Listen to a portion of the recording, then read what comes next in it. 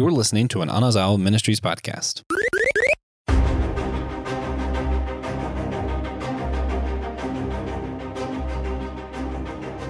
Have you ever wondered what it would be like to find out that you are a part of royal lineage?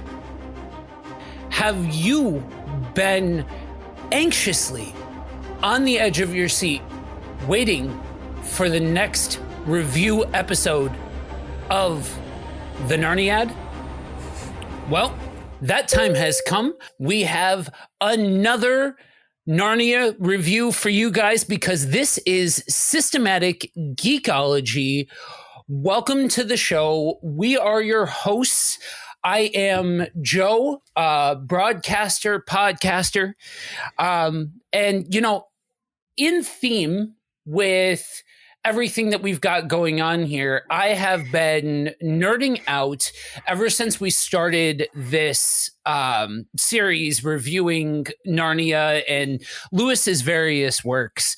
I've been eating up all of the extra stuff that I could find. And there's this YouTube channel that I've been watching by a guy named Ryan Reeves. He's a theology literature professor, basically Brandon's dream job.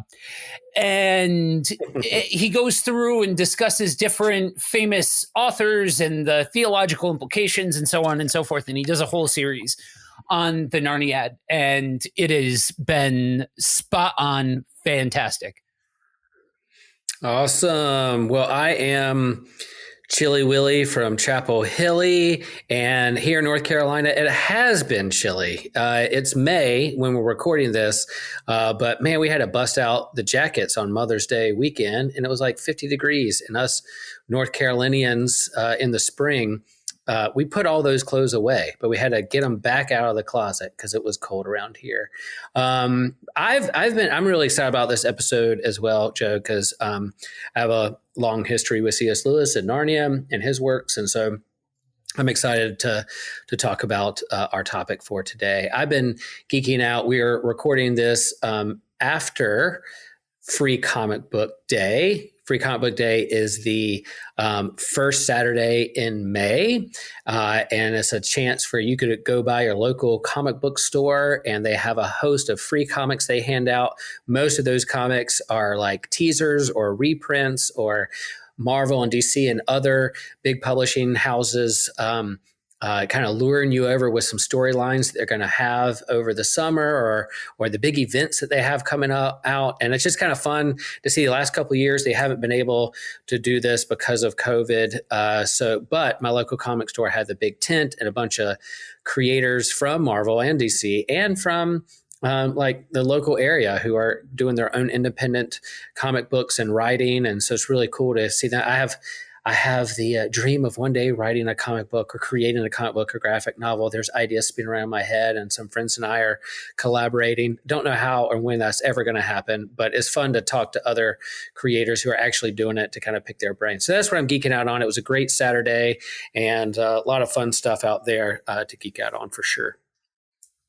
That's awesome. Yeah. Some of the titles that came out on Free Comic Book Day this year were really, really good.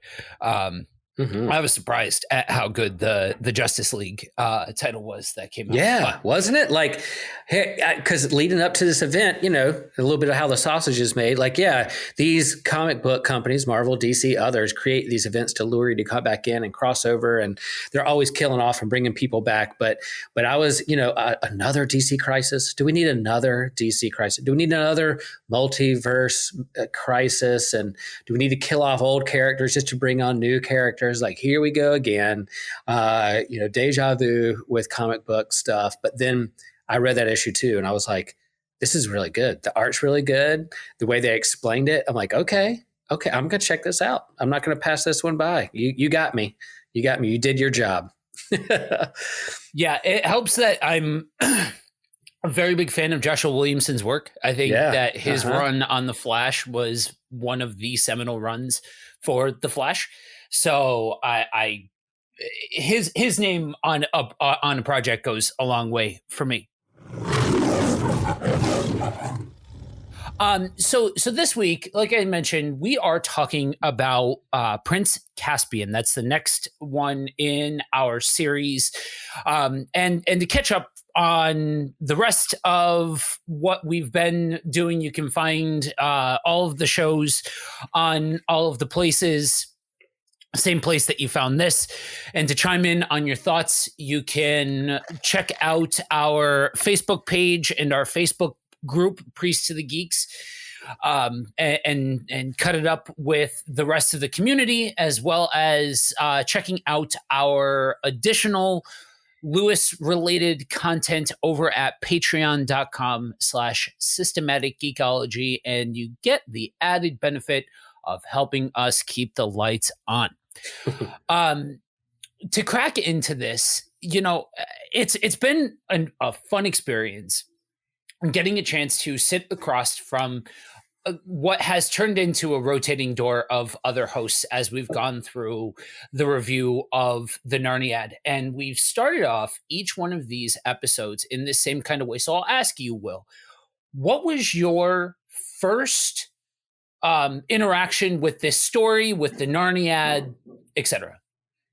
Great question. So fun. So I was a kid who, I wasn't the best student in elementary school, middle school, high school. I wasn't a huge reader. If it wasn't a surfing magazine or a comic book, I probably wasn't reading it. And so like every summer, my mom would try to get me to do something other than like swim and bounce around the house and play with Star Wars action figures. She was like, we need you to read. Here's your book list. This is what you need to read. And I just couldn't sit down with a book. I just was not a big reader.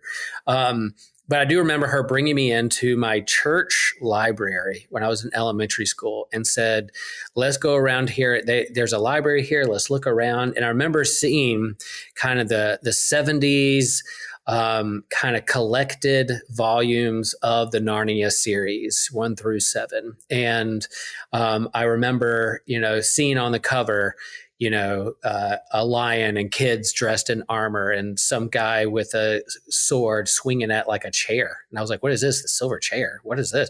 And I remember like me checking out that book and trying to read it. Of course, I didn't get all the way through it. I just thought the cover was cool and got some of it. But then, so I knew about these books. But then in 1979, there was a CBS kind of 2-parter special, The Lion, the Witch, and the Wardrobe cartoon. And you can still find this on probably YouTube. You could probably buy it on DVD on Amazon or whatever. But yeah, I remember watching that as a kid, going, man, this is super cool. Talking animals and like good versus evil. And there's some swords clashing and a lion that can breathe on stone statues and bringing them back to life. I just thought it was the coolest story. And then my mom getting me that book, The Lion, the Witch, and the Wardrobe, to read. And I read that one. I thought it was cool. Now, the rest of them are kind of touch and go. But then eventually, matured a little bit, high school, college. I started taking my faith a little bit more seriously, reading Bible on my own, reading other books. I read Tolkien, and I was like, man, this is what reading does. This is fun. I read those books and thought it was great. And so my first summer as a camp counselor in college, I brought all the Narnia books and all the Lord of the Ring books together and read them all summer. This is before cell phone. This was before internet. I didn't have anything to do at night except like talk to friends at a camp and take care of my campers. And what would I do at night under a flashlight or a candle? Man, I was just reading a ton of books and just fell in love with these stories. So loved them a whole lot. And then eventually discovered Mere Christianity from C.S. Lewis. And that was kind of my first kind of gateway into like really thoughtful, smart theology, and open a broader world into thinking about my faith on a deeper level. So yeah, that's my history with C.S. Lewis, and it all kind of goes from there. So that was very foundational for me in terms of my reading history, but also just kind of capturing my imagination and leaning into the allegory of the Christian story and Christian theology. And I've loved it ever since. It's kind of funny. I actually didn't realize at first that C.S. Lewis was like a theologian and like a thoughtful, analyst of the theological life and all of that kind of stuff. I had heard of him from his work with Narnia, and I didn't actually read all of Narnia until I was in my 20s after I had become a Christian. Mm-hmm. And so it was kind of like this brand new door of being able to be exposed to this thoughtful person that analyzed these things at a very profound level. It's funny how for a lot of people, these kinds of in ways kid stories are a gateway into material that is some of the most profound that you can find when it comes to the weightier matters of theology and the human existence. Exactly. And the themes that he carries in Narnia, he wrote them for children. There's weighty theological concepts within these children's fantasy stories that are like fairy tales, but also capturing mythology. And, he's a literature professor and he's able to capture those things, what he was expressing in kind of his online radio shows or his his essays and what he's lecturing in his college and university, but then also able to capture that for children is great. Yeah, and he has his critics in terms of straight allegory versus, even his own best friend was critical of his work, but in terms of how much he used allegory. But he's like, look, this isn't for you. This isn't for the older fanboys out there of fantasy. This is for children, and this is how I'm going to write it. It was perfect for me at that age, and even in college when I was just trying to wrap my head around a lot of things. I was like, this is good. I need to start off here. I'm not going to start with the real heavy stuff. Let me start off with this and move on from there. So. Getting into this, for the uninitiated, read the book. But jokes aside, we're only going to be able to include so much of and do so much justice to the actual story beats themselves. So definitely go and experience these books for yourself. But we pick up in this story with the children. And we see their reintroduction back into Narnia. They're getting ready to go off to school. At the train station, so much happens in conjunction with this train station along the whole story of Narnia. Yeah. And so we're back in this familiar setting, and they're whisked back to Narnia. But it's not how they remember it.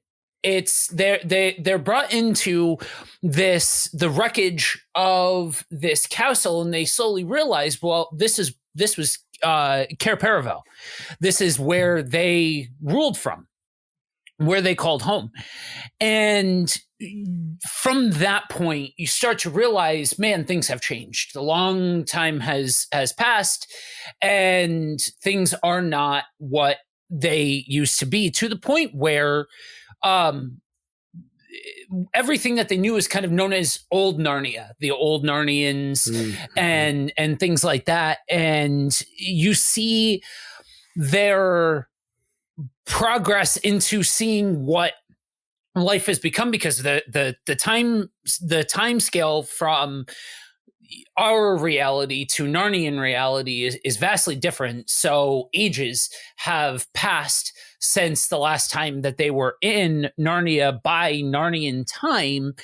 And along the way, they find some of the old Narnians, and they are introduced to I would call him the protagonist of this story, Prince Caspian. And you see his tie to the Narnian throne, that son of Adam, a human being the rightful ruler of Narnia. And we see that continued connection there, and the process of civil war taking place, where the Telmarines, who invaded Narnia and took over and all of that, this civil war taking place between old Narnia and new Narnia. And all the while, we see this subtle subplot of Lucy having these snapshot moments. You go through the story and you're like, where's Aslan? Right. I got through most of this story without going into the incredible particulars and all of that, without mentioning, the central figure of the Narniad. And that is because there's this through line of Lucy kind of seeing Aslan out of the corner of her eye, if you will. And she's the only one that is seeing him until Edmund sees him, but we see that Edmund's still a bit of a jerk, and so he's kind of backing her up, but in like the worst possible way. You know what I mean? In the most human way that he could think to do it. And you see that there's this disconnect between the faith that she has in Aslan, that this is actually Aslan, and then why would Aslan desert them and all of that kind of stuff, versus the older kids who find it a lot more difficult to believe that their sister is actually telling the truth. Yeah. Yeah, I kind of compare, there's a lot of thoughts, similar to like the timeline and order on which you should watch Star Wars, those movies, is a similar kind of conversation. And you've had it on this too. Like, what's the order in which you put these Narnia stories, these books, these 7 books? Do you do it chronological time of when they happened, or do you do it from when they were published? And so you do have, like, the first one published and written was The Lion, the Witch, and the Wardrobe, and Prince Caspian is the sequel, and it's almost like the Empire Strikes Back, so everything ended in The Lion, the Witch, and the Wardrobe, very happy, good, they conquered, they grew older, they went back home, their children again, all is well, they lived happily ever after, but then they come back to Narnia, they're called back by this magical horn, they're summoned back, and they realize things are not as they used to be. So the empire literally struck back, and it's a dark time in the history of Narnia. And so what happens next? And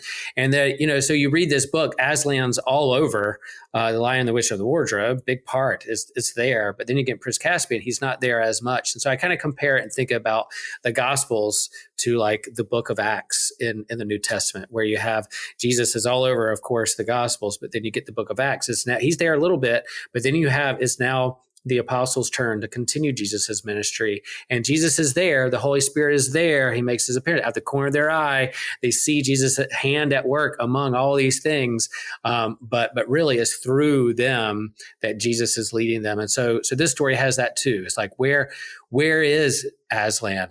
Where is he at work or not? There's doubt. Can we see him? Can we not? Who's really at play here? What side are we on? Are we on the right side of the history of Narnia or not? And is Aslan still guiding us and leading us through this, almost like the Holy Spirit guiding these children through the books? And as you said, the time jump, one of the parts I loved about Narnia is that it really did whisk you away to a time that was different, that worked on a different time than us. So it's only been a year since the children have been gone from Narnia. Peter and Edmund and Susan and Lucy, they come back, and 1,000 years, 1,300 years have passed. And so that's a long time. And you can imagine, what your house in your neighborhood would look like 1,000 years from now if you return to it. So that mystery kind of hooks you of what's going on, what's happening, and it draws you into the story of, will they win the day or not? Or will Aslan even show up? Right. And subtly in the background, as the very human conflict is taking place, you have a dwarf named Knickerbrick who is trying to resurrect Jadis, the White Witch, to win the battle that's going on, and they manage to, spoilers, stop him from being able to do it. But it's reading through this, it's like they're trying to call upon the ultimate evil in this universe to bring about what would equal the destruction of Narnia, sort of thing. And we know not quite yet do we see the absolute destruction of Narnia, but it felt like, to me, with this story, reintroducing Jadis is kind of adds gravitas to the whole situation, that it's not just because there was enough meat on the bone that this very easily could have just been a book about the Talmarines and all of that. But you have this reintroduction of what was presented as this ultimate evil that is that you see, using the same kind of motive and the same kind of modus operandi that she used previously, right? Like that temptation factor, that, seducing the humans into listening to her, or seducing the old Narnians into listening to her, to the point of, promising them victory and kingdom and all of that kind of stuff. Just all you've got to do is, bring her back to life, or, worship her, that sort of thing. You know what I mean? Yeah. Like Christ in the desert of these subtle temptations, or the wilderness. C.S. Lewis is good at that. Similar themes in Prince Caspian, they did in Lion, the Witch, and the Wardrobe, same characteristics. There's not a change in character, a change in personality. It's the same personality. It's the same forces at work, but with a little different angle to it, looking at it. And you can tell he's practicing and working on. Eventually, when he gets his screw tape letters, he really has the voice of a demon down pat, for sure. So maybe the White Witch was just practice for finding the voice for screw tape letters. Right. And so ultimately, in this story, we have Peter challenging Miraz for the throne, essentially for the victory of the war, and in which Peter wins. And you have this moment, right, where it's like the reintroduction of old Narnia. These creatures that the Talmarines kind of regard almost like gods, like in that same kind of mystical sort of way, that I think is some of the coolest imagery when you see this. The old guard reawakened to join the battle, and you see this these are the people, these are the creatures of Aslan. This is the way that it should be being set right, and you see the victory of the day, but in this weighty kind of way that, to me, reads, and this is the beauty of Lewis's work, is I can look at this and certain themes may stand out to me that won't stand out necessarily to somebody else, and vice versa. But to me, it's almost emblematic of kind of the proper hierarchy, if you will, being put into place. And yeah, it's not a one-for-one comparison. I think the wheels kind of come off of Lewis's work if you try and make it too much like allegory, right. Because that's not how it should be read. It's not a one-for-one comparison. We talked about that in the last episode for Lion, the Witch, and the Wardrobe, where when you try to go too literal with the comparison between Aslan and Christ, and you get into the imagery of the lion and all of that, the wheels start to fall off a bit. So you look at it loosely and you realize, well, the entire force of the deity structure that we see represented in these different figures and things like that is now crashing down on the Telmarines, and they feel that fear of this imposing force that I think is really cool when you look at man's relationship to the deity structure, to, angels and things like that. And just there's symbolism there that I think is really cool to look at. Yeah, there's that kind of tension within the spiritual realm. And then you really have really human politics and civil war and who's going to be the king, who's not, who's fighting for power, and the temptation of power and the corruption of power on the human level too. So in a way that you can do in a children's book, we're familiar with the power struggles within our own political systems and institutions.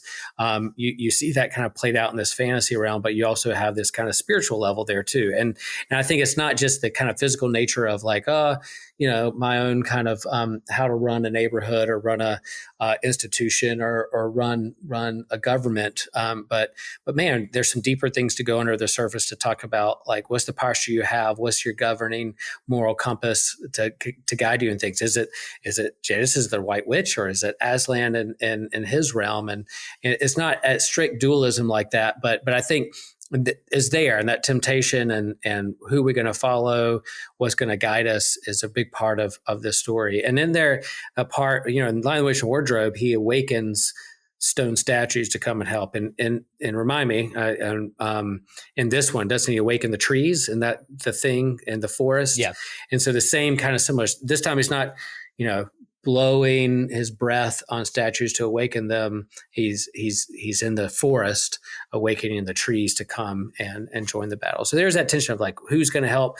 They know they can't win the whole battle with just the army they have. That's why Peter says, I challenge you to a duel to kind of buy them some time to go get Aslan's help and to get more people to join up to win the final battle. But that's a beautiful imagery too, in terms of trees awakening the forest and kind of that right.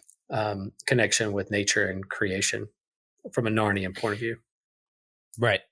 And so you ultimately see Aslan giving the choice to the Talmarines. He opens up essentially a portal to the original island that they're from, their homeland, and they have the choice to stay with Aslan and in Narnia, or they can go back. And some stay and some go.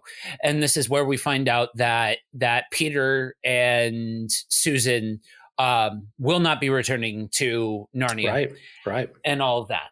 And ultimately we see them, kind of that moment, not unlike what we saw in the end of The Lion, the Witch, and the Wardrobe, where companies part way and kind of till the next adventure, so to speak. Yeah.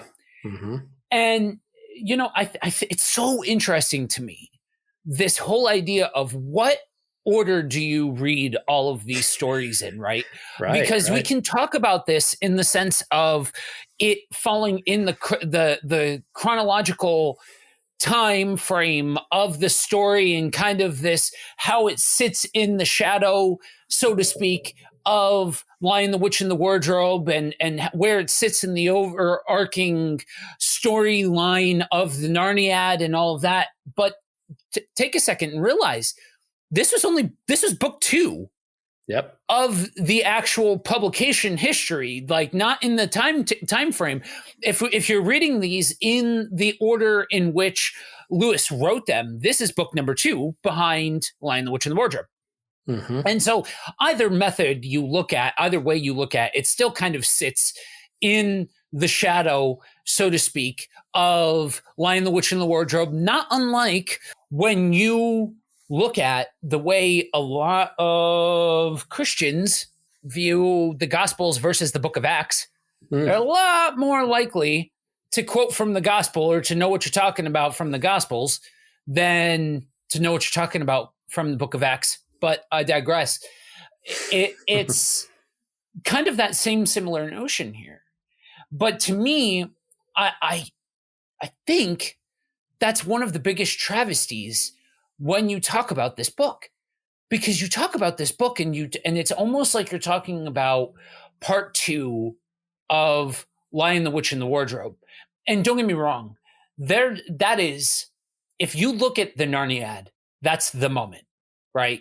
Just like if you look at the Bible, that's the moment. I understand, it's not lost on me, but in a post-moment world, what we're getting a chance to see is what happens to this world after this point? What happens after this big usurping of the throne that takes place from defeating Jadis and that power vacuum, I guess is a good way of putting it, and then the conquerors of the big evil being taken from the land? What happens next, sort of thing? And we see this continuation of the story that, to me, serves as this brilliant moment of building out the extra main character world. You know, you spend so much time in Lion, the Witch, and the Wardrobe building up the key players. It's almost like that was the start of the story, you know, from a publishing standpoint.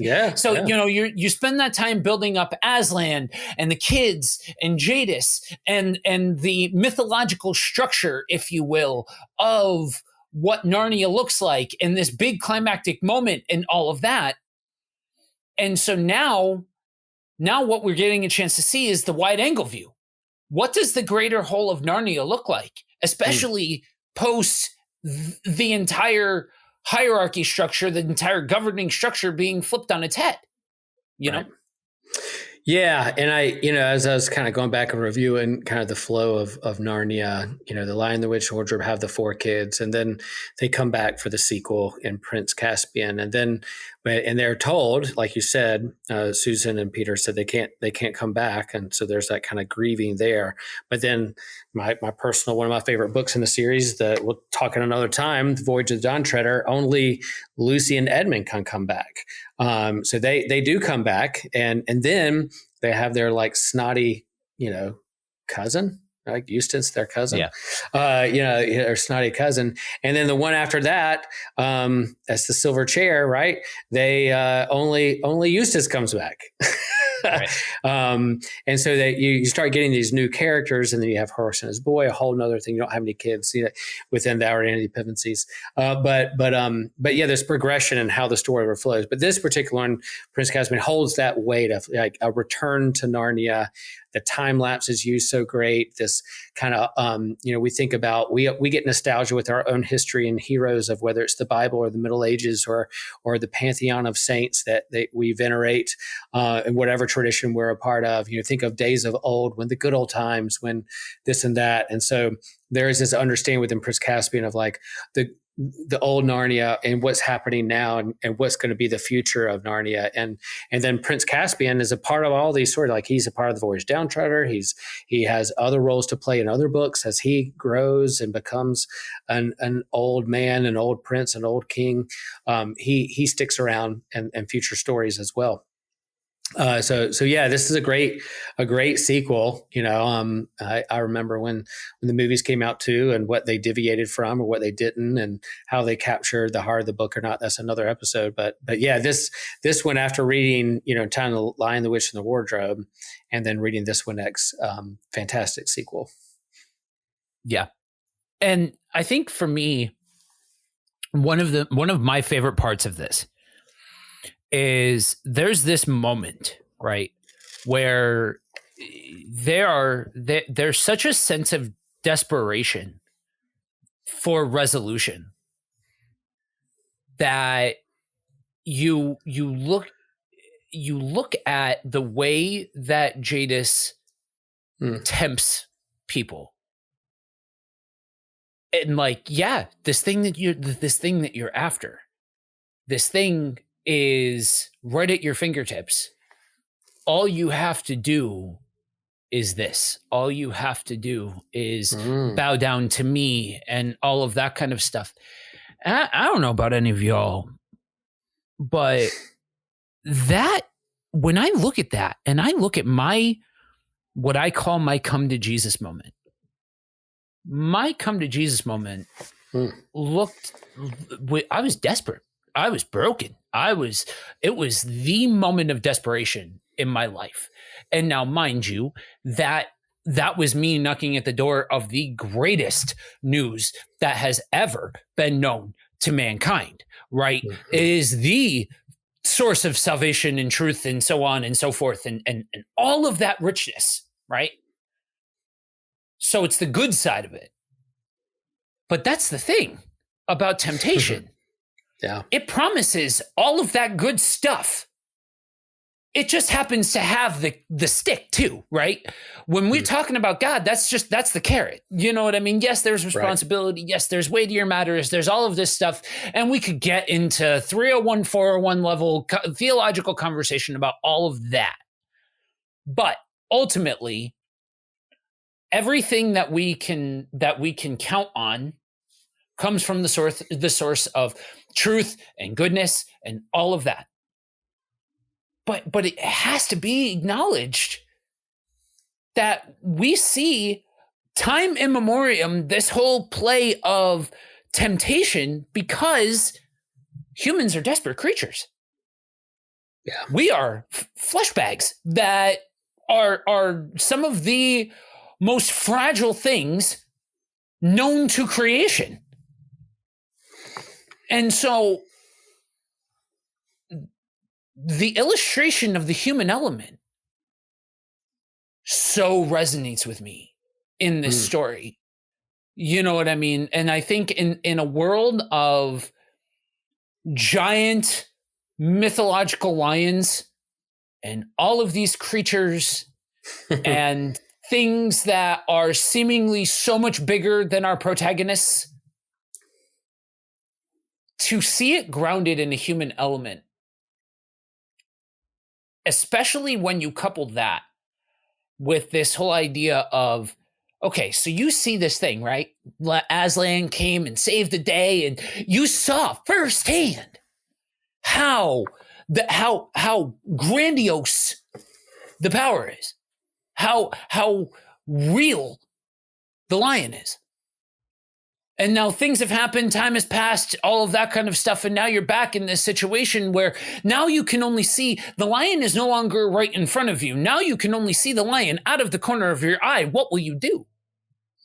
Will you believe that the lion is still there? Will you still have that kind of thought process? And yeah, obviously it's kind of, we are talking about 1B of this conversation that we had about The Lion, the Witch, and the Wardrobe, where you get further down the line, and some of Lewis's work is more, I guess, a closer comparison than some of the other works, and we're pretty solidly in territory where it's a 1-for-1 comparison. So yeah, obviously we can all see the man behind the curtain here and what we're ultimately getting at. But all of this is really well told story beats too. And I think that that's one of the most compelling aspects of the Narniad. You know what I mean? I'm not a huge high fantasy fan. I think you lose me at certain parts, especially when you get towards closer to things like Tolkien's works and stuff like that. I'm not as much of a fan of that style of storytelling. But I think that, to me, that's what makes the Narniad so compelling, is because we have more of this grounded human element storytelling, really thoughtful storytelling, without just throwing in more Arthurian lore and legendary just to have more stuff in there. You know what I mean? Yeah, and that human element, again, we're talking about the book of Acts, kind of the sequel to the Gospels, or at least a sequel to Luke, that the human element gets in there. And so, yeah, where do you see Christ? Where do you see Aslan? How's your faith played out? Where does doubt come into play? What are the temptations? How are you becoming the hands and feet of Christ in the world? And I love it that there are 4 children, Peter, Susan, Lucy, Edmund, there are 4 gospels too. I don't know if C.S. Lewis made that connection or if that was on purpose or not. We have 4 gospels that have different kind of personalities, and there's a common red thread, of course, with Jesus and who he is, but they have their own theological twists and turns as well, to speak into their particular community that they're ministering to. And that's kind of the beauty of Scripture, that we don't just have one. We don't have one harmonized gospel. We have four different witnesses to witness to to Jesus. And I love it that within these children aren't just carbon copies of one another. They have a diversity within themselves. They have arguments, they have tension, they have doubts, they have faith, and they're all working together. Kind of like what we do here in systematic ecology to kind of model for you guys, a community of a bunch of misfits and sinners who are just trying to wrap their head around these things. And we are trying to work together. We have our own theological spins and takes and hot takes and arguments, but we're still, one family in Christ trying to figure this out together for the greater good, the greater victory. And you see that happening within Prince Caspian and this kind of grounded story of these families and old Narnians and new. So it's there. And that's kind of the beauty and what brings to my mind when I look at this story and reread the story. And I know for some Narnia fans, what I'm about to say is nigh heresy, but it's my responsibility on any one of these episodes to give the hot takes. That I think in some ways Prince Caspian surpasses Lion, the Witch, and the Wardrobe. Oh, because with the human element, right? Edmund is supposed to be the everyman, right? He is supposed to be the archetype for the sinful man that is in need of redemption and restoration and all of that. Yes, and it does, and the story serves its purpose. But in this one, you have more time to live in these characters where you're seeing the progression of the mentality of Peter and Susan into adulthood, where you see them criticized for their more adult traits and adult perspectives and those kinds of things. And you see this childlike faith of Lucy, and it's a struggle at some points, but she keeps the faith, so to speak. Yeah. And then you see Edmund, and it's more time spent in the repentant sinner, the little jerk that wants to do better, sort of thing. I don't know about any of y'all. I can resonate with the little jerk that wants to do better. You know what I mean? Right. And I think that's one of the most special components of this is we get to spend time with these characters that have been thrust into this ridiculous situation and come face to face with the true forces of nature, if you will, the true forces of good and evil and all of these kinds of things. And what does that do? What does all of that do when you look at the greater sense of what is identity? And I think that that's one of the core elements when you introduce the Prince Caspian character, of this character that is struggling with their sense of identity, their place in the world, all of that kind of stuff, especially when you have this character that is coming face to face with the mythological kings and queens of the age, sort of thing. You know, you remember, we're talking 1,300 years difference. These four kids are myths and legends to the current day Narnians. And so what does Caspian do with all of that when introduced into this larger narrative of good versus evil and the forces of nature and all of these kinds of things, and then told, hey, you're a king too. You're the rightful king of the land, sort of thing. And like entering into that responsibility and stuff like that, I think for me, I see shades of Paul's story in Caspian. While the linguistics don't necessarily match up with that, the story beats certainly do, of the person who's kind of brought just adjacent to after the fact sort of thing, but still considered within this same structure sort of thing. And to me, to me, if you can tell a story that feels lived in, if you can tell a story that feels like that it existed long before me, its characters are you're telling me stories of characters that have lived long before my introduction to the material and all of that kind of stuff, man, you've got me hooked. That to me is how you enter into some of the strongest storytelling, and to me, that's what this does in a nutshell. Yeah. You've got me. Yeah, I see that point 100%. And yeah, like the Lion, the Wither, and Wardrobe are kind of the OG for me. They're the original one. I agree. This Lose Your In, it goes deeper and it takes it on another level, and that what makes this this book special. Yeah. And I think that's what makes Lewis's work special, because, we always look at the bigger picture, right? What does this make me feel? What does this make me think? What does this make me process or confront me with?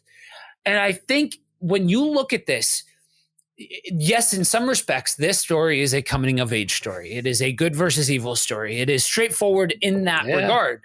But when you see the development of the characters, that's where it starts to deviate from your very stereotypical coming of age story. Mm-hmm. You see the complexity of the characters and you realize, it's adjacent to, as a representation of truth is adjacent to the truth. Then this story that we're seeing is adjacent to our story as we wrestle with truth, as we wrestle with what does it mean to live out my life as a Christian, not just getting saved, but what does it mean to actually live as a fully functioning citizen of the kingdom of God?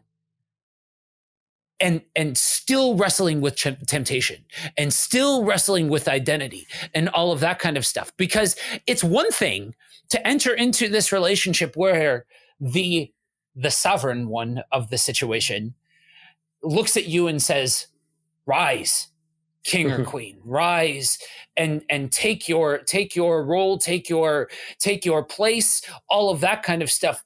But then the real hook comes with living out that identity and allowing that identity to dictate your actions and your modus operandi and the way that you process things and all of that kind of stuff. And again, I don't know about y'all, but having that paradigm shift of what is your identity and all of that kind of stuff 4 years after the fact, I feel like I'm just scratching the surface on this thing.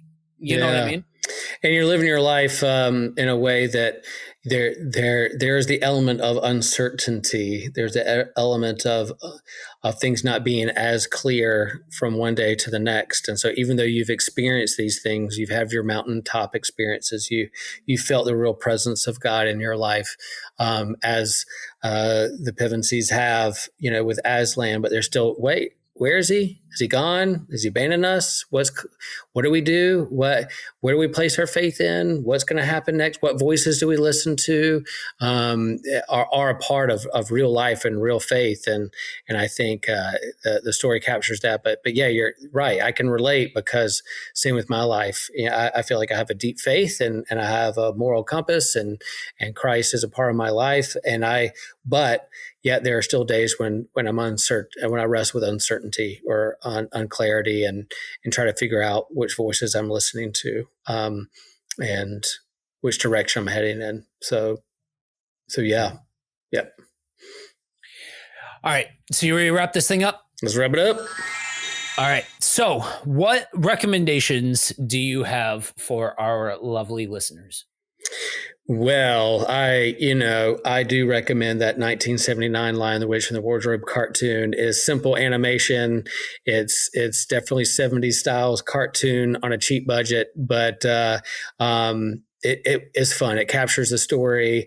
I loved it as a kid. I remember watching it again in college and going through a rough time in college, and just when Aslan rises again, and that Easter story literally brought me to tears at that point in my life, even watching it later on when I was in college. And then there's another actually C.S. Lewis movie that's out there, 1993, Shadowlands, where Anthony Hopkins plays C.S. Lewis. And it's really the story. It captures, it's not necessarily a biography, but it captures the time in his life when he meets Joy, when he meets her and has somewhat of a romantic relationship with her as a love story, but not kind of a deep kind of Hollywood. It's not a rom-com, but it's C.S. Lewis at a time of his life when he's wrestling with the problem of pain and Joy having cancer, and what is prayer and what is life and what is this friendship he has with her. And it's very moving, great movie. I remember watching it in college and when I was getting into C.S. Lewis and thinking how great it was, and very moving. So I go out, rent it, find it somewhere. Shadowlands. I haven't seen it in a long time, so I'm not sure how much it holds up from a movie from the early 90s, but it's definitely a movie about C.S. Lewis, and it's I think captures what he was about, especially with him wrestling with suffering and pain. Yeah, I had never heard of that, and I generally am pretty aware of Lewis-related content, so that's something I'm going to have to definitely check out. Yeah, and maybe we watch it, come back and talk about it with folks and see how it holds up and whether it captures C.S. Lewis now. I mean, that's how many years ago? That's 30-year-old movie. Yeah. Yeah. For my recommendation, it's twofold. One, if you're looking for something that's extra content to the Narniad adjacent, then I would suggest, I mentioned it at the top, this YouTube channel, Ryan Reeves, that the guy goes through all of this stuff and really thoughtfully gives an analysis of the literary points and things like that I think he just does a phenomenal job at presenting the content. My other recommendation is, it's going to sound like a bit of a cop-out, but go and read these stories from a standpoint that try and put yourself in the shoes of the people. If you're a Christian, try to look at it from just something that's from something outside of just being allegory to the Christian narrative. If you're a non-Christian, dare to let the conversation suck you in. You know, allow for challenging what these things allow to have challenged, and poke at the questions that these things present. Because I think whether you're Christian or non-Christian, these are story beats that really point to and poke at the fabrics of what we believe and why we believe them, because you're talking about some of the very innate human element pieces here of temptation, of faith, of belief, of morality, of identity. So, yeah. All right, let the people know where they can find you. Yeah, I'm on all the socials. Well, not all of them. There's a lot of them out there, but Facebook, Twitter, Instagram, and then you can go to our website and see our profiles and episodes on there when you click on the hosts. And yeah, we love to hear from you. I'd love to connect with you. That's what I love about kind of this group, where we're not just a podcast, but we're also kind of a community where we're having conversations off the recorded mic and other avenues of private messages and sharing memes with one another. So come into the conversation. We'd love to have you a part of it. You can find me, like Will said, if you go to systematicgeekology.org, go over to hosts, you'll be able to find all of us there. You can also find me live on the air 6 out of the 7 days a week with either Buddy Walk with Jesus or Kingdom on the Road. Well, that's a wrap for this episode. Like I said, for even more wonderful content, you can find us at Facebook.com/Systematic Geekology, or look up Priests of the Geeks, or you can find us at Patreon.com/Systematic Geekology. And until next time, remember, we are all a chosen people, a geekdom of priests.